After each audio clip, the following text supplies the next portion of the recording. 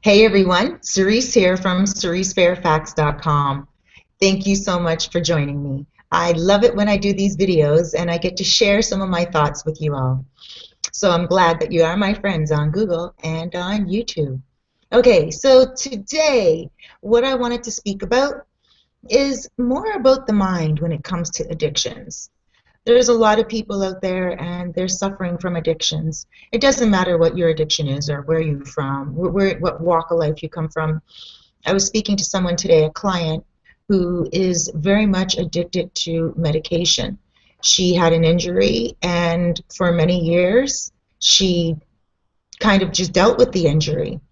Well, she went for an operation on her ankle, and then also they went in and they did a few other things while she was under, under anesthesia.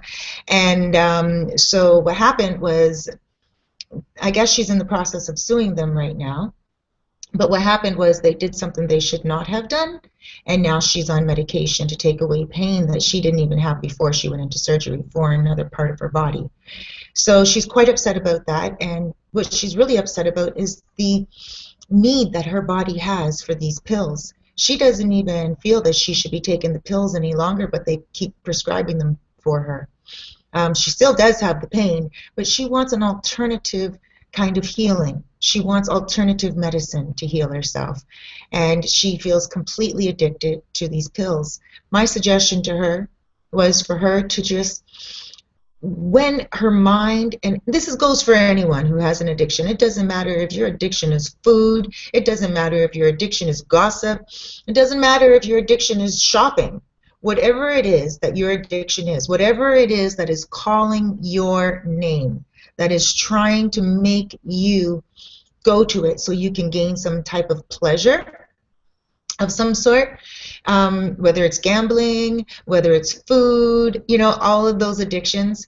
Don't listen to your brain. Your brain is pretty much trying to please you.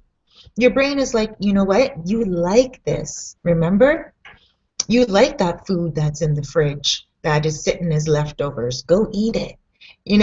Or, your brain is pretty much trained in a way where it will remind you of the things that it likes. So if you are a drinker and you drink every single day of the week, the one day that you choose not to drink, your brain is going to remind you, hey, you know what? Remember, you like to drink. And the unfortunate part is when you answer that call, you see, you don't have to answer that call. The more you discriminate against that call, the more that you say, no, thank you, brain, I don't want that right now, the brain will catch on. And the signals from the brain reminding you that you should go get your addiction will become weaker and weaker and weaker to the point where they won't even affect you any longer. I have a friend who thinks about her ex-boyfriend quite often. And she was wondering, how can she stop thinking about him? How can she put him out of her brain and stop contemplating where he's at, who he's with all the time? My suggestion to her was to rebuke him. Just put him into the back of her brain. And the more she did that, the more she started to realize that she wasn't thinking about him as much any longer. He was no longer someone in her life where she was feeling like he was so important and she needed to be with him and everything. She actually forgot about him, right? So at the end of the day, what we need to do with our minds are numb the mind to our addictions. Addictions are basically what you have trained your brain to want. Your brain didn't want those addictions before it had them, but because you kept doing it with your repetitive nature and repetitive actions, the brain became accustomed to them. So now the brain is only honoring you. The brain is only trying to feed you what the brain knows you find pleasure in. The brain is like a robot in some ways. So what I would say is retrain your brain. It's called neuroplasticity, and you should look that up online, because just through thinking differently, you will retrain the waves in your brains, like whatever in your brain that is calling you to tell you to go and get that addiction, it will then stop. All of a sudden, your brain up here won't even feel like it is calling you any longer to go get those addictions. All right.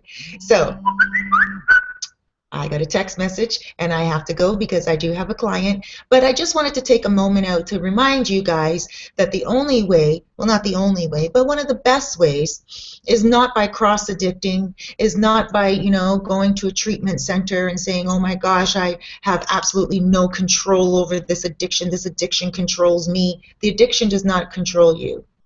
What's happening is your brain is trying to offer you something that you like. And you have to tell your brain, no, thank you. I don't want that any longer. And you tell your brain that, no, thank you. Every time you crave for whatever it is that you're craving for and you're trying to get past it, you say to your brain, no, thank you. No, thank you. Not right now. And take it one day at a time. You might want to read the 12 steps.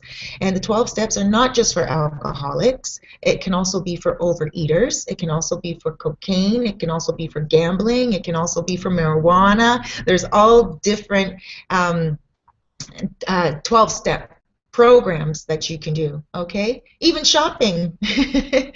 All right, y'all. Thank you very much for joining me. Cerise Fairfax from CeriseFairfax.com. You have yourself an awesome day, and I will too. God bless you.